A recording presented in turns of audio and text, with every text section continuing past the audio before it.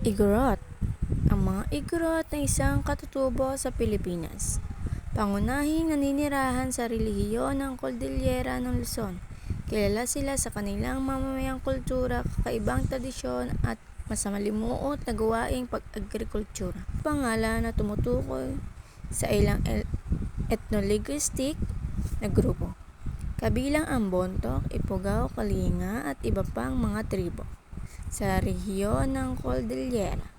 Bawat grupo ay may kani-kaniyang kakaibang kaugnayan at gawi, ngunit may pagkakatulad din sila sa Ifugao. Nagmula sa Ipugo na puan sa gitnang lalawigan ng bundok na Kalinga. Tribe ay matatagpuan sa kinikilala rin ang mga Igorot sa kanilang matanging pananamit tulad ng tradisyonal na bahag, loincloth kung tawagin, para sa mga lalaki, at tapis. Ang kanilang mga tradisyonal na bahay na kinikilala bilang bali ay kadalasang tinatayo sa mga stilt ay may mga bubong na pawid.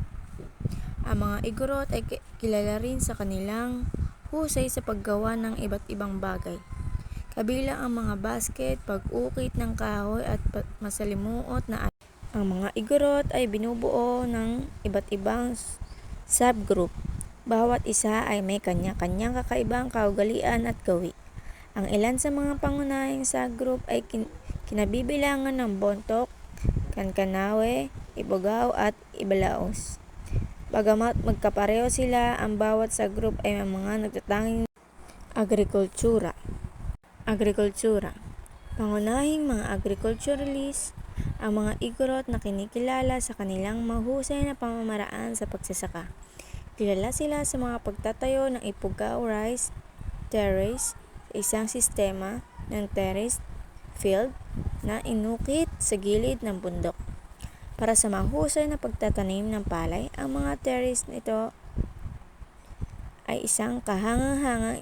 Ang lutuing Igorot ay magkakaiba at sumasailalim sa kanilang mga gawi sa agrikultura at magagamit ang mga mapagkukunan, kabilang sa mga sikat na pagkain ang pinikpikan, ulam ng manok, adobo, nilagang karne at pununeg, musika at sayaw.